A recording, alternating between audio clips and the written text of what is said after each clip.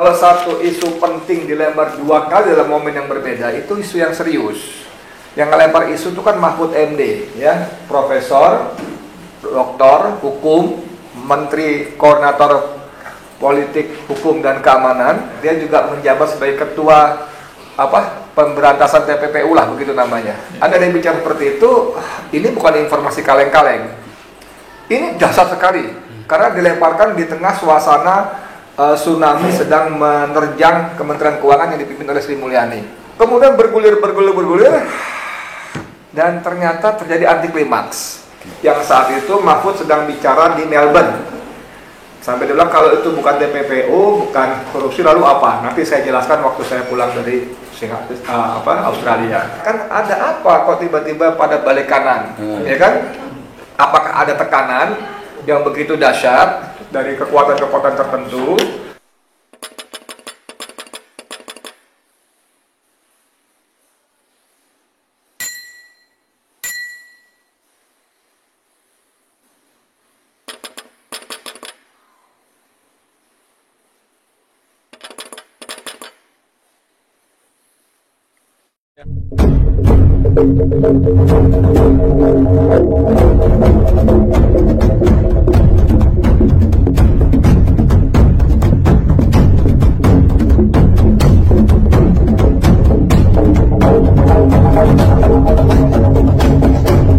Jadi sekitar sepekan yang lalu Mahfud MD melempar bola panas, ya. Sebelumnya ada transaksi mencurigakan 39 pegawai Kemenki yang nilainya sekitar 500 miliar. Kemudian besoknya dia bilang, oh dia baru tadi pagi saya dapat laporan 300 triliun, ya kan? Dan itu diulang di dua lokasi loh. Pertama di UGM, kemudian di UII, Universitas Islam Indonesia, alma mater Mahfud MD sendiri. Artinya kalau satu isu penting dilempar dua kali dalam momen yang berbeda, itu isu yang serius. Yang ngelempar isu itu kan Mahfud MD, ya, profesor, doktor, hukum, menteri koordinator politik, hukum dan keamanan, dan secara informal dia juga menjabat sebagai ketua pemberantasan TPPU lah, begitu namanya. Ada tuh, dia ketuanya juga, ketua timnya. Jadi ketika dia bicara seperti itu, ini bukan informasi kaleng-kaleng. Dan dia juga mengatakan dapat informasi yang dia tidak sebut tegas, tapi orang langsung menduga dari PPATK, Pusat Pelaporan dan Analisis Transaksi Keuangan. Nah, ini dahsyat sekali, karena dilemparkan di tengah suasana tsunami sedang menerjang Kementerian Keuangan yang dipimpin oleh Sri Mulyani. Ya, berawal dari disiksanya David oleh Mario Dandi. David ini anak pengurus GP Ansor, Dandi itu anaknya dari Rafael Harun Trisambodo, ya, pejabat Dirjen Pajak. Memang orang akan secara bercanda mengatakan kalau yang disiksa itu bukan anak GP Ansor, mungkin nggak masalah kali. Mungkin ya, karena sampai 2 menteri datang kan, Yakut Menteri Agama memang anak kader anak saya, catat itu. Oh, dasar sekali. Waktu 6 laskar kita dibunuh, nggak ada urusan tuh. Bahkan Mahfud MD juga nggak ngomong apa-apa kan. Sebelah saya ada koordinator DP3.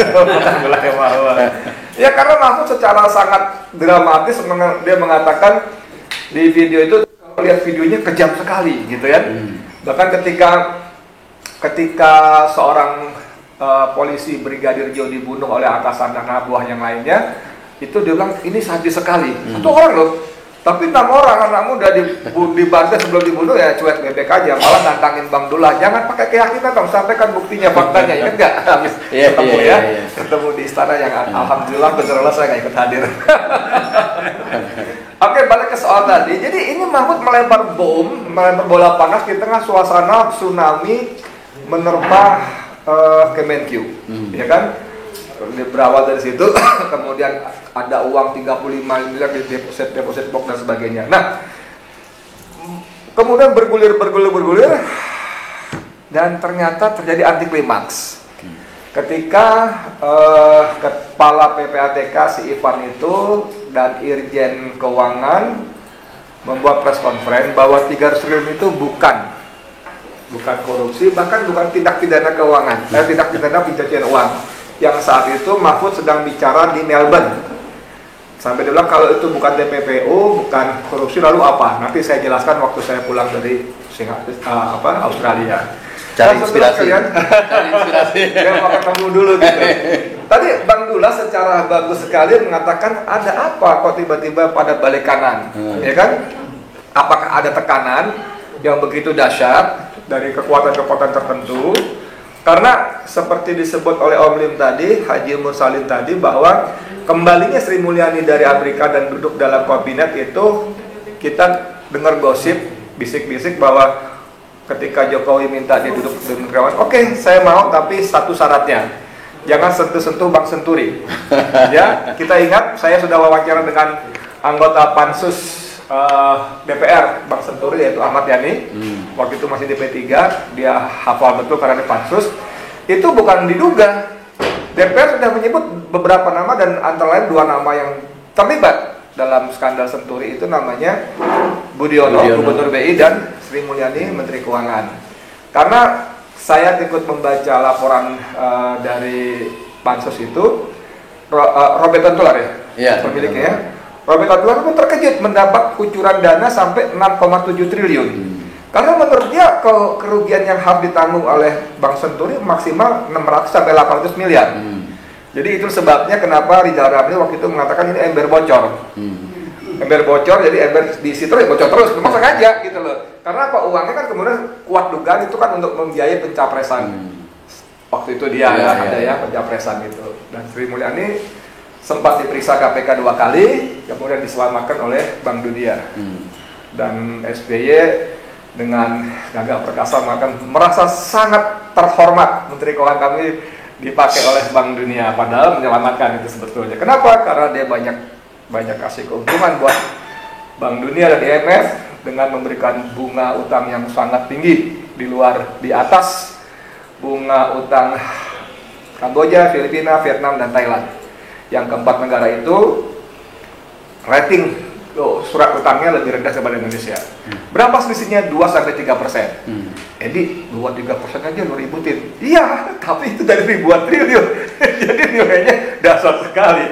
Lebih bayarnya dasar sekali. Sampai teman saya di Desa Agra waktu itu sempat mencatat sekitar 400 triliun selisih bayarnya setiap tahun daripada yang seharusnya. Nah, kembali ke soal itu, teman-teman Bang Ili Chandra dan para penonton ini YouTuber perjuangan banyak ada 600 ini ya. Saya masuk 7,5 bulan di rutan Barreskrim sebagai tahanan itu karena saya dituduh oleh jaksa penuntut umum menyebarkan berita bohong yang menimbulkan keonaran. Pasal 14 ayat 1 itu hukumannya ancamannya 10 tahun. Lalu alhamdulillah selama persidangan 28 kali itu akhirnya hakim melihat pasal itu tidak terbukti. Karena kalau terbukti saya diancam 10 tahun ya mungkin vonisnya bisa 4-6 tahun, alhamdulillah. Kemudian turun ke tuntutan kedua, jadi tuntutan primer, subsidiar dan sebagainya gitu ya. Saya kena akhirnya di tuntutan ketiga pasal 15-nya, yaitu menyebarkan berita yang tidak pasti yang dapat menimbulkan keonaran. Berita tidak pasti yang dapat menimbulkan keonaran. Jadi kata hakim, keonaran itu adalah sesuatu yang terjadi di luar kendali, kerusuhan, ada kerugian material dan jiwa yang tidak dapat dikendalikan kecuali oleh aparat keamanan. Itu kerusuhan.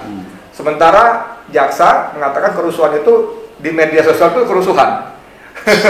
Kerusuhan itu. Nah, oke, alhamdulillah hakim tidak sependapat, tapi dia mengatakan tapi hakim mengatakan dampak itu potensi bisa menimbulkan. Saya paham lah, hakim nggak mungkin membebaskan saya kan dalam situasi seperti ini. Akhirnya dengan pasal itu saya kena 7,5 bulan. Nah, saya sengaja paparkan kasus saya dengan Mahfud. Saya hanya sebuah berita yang menurut hakim yang tidak pasti, belum pasti, yang dapat menimbulkan keonaran. Sementara Mahfud dengan yakinnya menyebarkan ada 300 triliun transaksi mencurigakan, ya, yang kemudian orang seperti balik kanan bukan TPPU, bukan korupsi, so what, apa itu? Tapi terlepas semua, kita semua dibuat gaduh. 1 pekan 9 hari ini gaduh semuanya. Energi kita terkeras. Saya sendiri Bang Edi Channel berkali-kali bicara soal ini seputar Menteri Keuangan, dan tadi Pak Gi juga saya angkat. Jadi dalam kasus ini bukan cuma Sri Mulyani yang harus mundur, tapi bahkan juga Joko Widodo seperti kata Bang Dullah tadi. Nah, makanya diskusi ini yang berjudul apakah dalam kasus dana 300 triliun Mahfud menyebarkan hoax, itu harus dijawab oleh Mahfud. Karena dia yakin betul, 2 kali loh diucapkan 2 kesempatan yang berpisah di Gajah Mada, UGM, dan di UII. Artinya dia yakin informasi yang diterima itu juga bukan abal-abal, bukan kaleng-kaleng. Persoalan kemudian si PPATK balik kanan, itu lucu juga, karena dalam berita yang lain kita baca bagaimana Sri Mulyani merasa saya nggak tahu-tahuan ada 300 triliun transaksi mencurigakan. Dan itu dibantah dengan sangat bagus oleh Ivan. Kami sudah melaporkan 200 berkas sejak 2009 sampai 2023. 200 berkas berisi nama-nama individual pegawai Kemenkyu, khususnya pajak dan bea cukai. Jadi seolah-olah Ivan akan mengatakan, ya kalau lu nggak baca ya terserah, tapi gue udah laporkan 200 kali. Nah, kalimat berikutnya di mana? Saya akan laporkan kembali. Ya, jadi dia tidak membantah. Lu nggak baca, monggo aja. Dan dalam satu press conference kan Mahfud mengatakan apakah karena Ibu Sri Mulyani teramat sibuk sehingga tidak sempat membaca itu kan. Kayak kita rakyat bertanya, Sri Mulyani sibuk ngapain nih? Dia 200 laporan loh, luar biasa itu. Dan saya hakul yakin PPATK melaporkannya kepada Menteri Keuangan, kepada yang terhormat Ibu Menteri Keuangan atau Saudara Menteri Keuangan, bukan kepada kepala yang terhormat Kepala Satpam, kepada yang terhormat Kepala Office Boy, Cleaner Service, pasti bukan. Lalu sampai 200 kali, 200 berkas, Sri Mulyani sama sekali nggak tahu itu surat kemana, atau pertanyaannya Sri Mulyani ngapain? Kan begitu, apa dia sibuk apa dia selagi sibuk pajak apalagi yang harus saya kenakan pada rakyat saya? Kan begitu kan? Kita kan habis semua nggak bayar pajak. Jangankan ngomong soal PBB, PPN, apalagi tuh ngomong soal STNK gitu kan, BPKB itu kan bayar pajak jelas tuh. Lalu kita mampir ke warteg makan pakai nasi dan tahu tempe itu bayar pajak tanpa izin. Bukan bayar pajak, karena tahu tempenya diimpor kedelainya. Iya. Impor kedelai itu bayar pajak, biar masuk. Kan ada orang mau boikot tidak mau bayar pajak, kan nggak bisa kan, otomatis. Jadi semua bayar pajak gitu loh. Apakah Sri Mulyani lagi mikir, apalagi yang harus saya kenakan untuk pajak rakyat saya setelah hampir semua tinggal, kan mohon maaf banget nih ya, kan cuma tinggal kentut sama buang ludah aja yang nggak kena pajak gitu istilahnya, gitu. Semua kena pajak. Nah, apa Sri Mulyani lagi sibuk mikir lagi, utang ke siapa lagi nih ya? Berapa Bu Mei harus saya kenakan supaya kalau kata istilah siapa Misbahun ini ada semacam back atau arranger fee kalau John Masli bilang. Saya soal utang ini beberapa tahun yang lalu saya ngobrol dengan salah satu mantan eselon 1 Kementerian Keuangan. Waktu itu masih Departemen Keuangan. Saya bilang, Pak, ini utang kita gede banget nih Pak, bunganya tinggi banget. Pak, mohon maaf nih Pak ya, mungkin nggak Menteri Keuangan dapat kickback? Saya bilang gitu kan. Dan sang dirjen ini ya mengatakan, oh itu mungkin sekali deh. Kita ada mekanismenya, ada bla bla bla cerita banyak masalah teknis. Ada testingnya. Saya please ya penonton pengeditan dan yang lain-lain ya, apalagi bekerja aparat kepolisian, saya tidak menuduh Sri Mulyani dapat ya. Cuma saya mengulang kalimat sang dirjen tadi, mungkin saja, dia pun tidak menyebut pasti dapat, mungkin saja. Nah, jadi kembali ke soal Mahfud, ada 2 pilihan yang bisa dilakukan oleh Mahfud MD. Pertama, dia buktikan bahwa dia tidak menyebar hoax, apalagi dalam kapasitas sebagai ketua tim TPPU. Harus buktikan bahwa itu memang benar informasinya, ya kan? Atau kalau tidak, dia akan menyebar hoax dan lagi dia sedang memainkan agenda. Agenda ini kan lagi mau capres pilpres nih. Dia lagi menaikkan posisi tawar dia supaya masuk radar para capres, minimal jadi cawapresnya kan begitu kan. Nah ini Mahfud boleh mengelak macam-macam, tapi asumsi-asumsi seperti ini tidak mustahil akan muncul. Bahkan Rocky Gerung itu membuat Kamikus Mahfud, kawan-kawan Mahfud, Kamikus Mahfud. Dia mengusulkan kita akan bersama-sama Mahfud untuk membongkar ini semua. Karena ini penyakit ini sudah benar-benar dasar sekali kebobrokan Kementerian Keuangan, khususnya dari para birokrat yang lain itu ini kan sebetulnya cara Allah membuka, ya. Sebab Indonesia ini rakyatnya terlalu baik kalau kata siapa Cak Nun, MH Ainun Najib. Rakyat kita itu kalau diinjek, aduh Bapak mohon maaf kakinya di atas kaki saya gitu, gitu kan? Pak tolong injek saya lebih keras lagi, tolong zalimi saya kayak gitu loh, rakyat itu sangat begitu.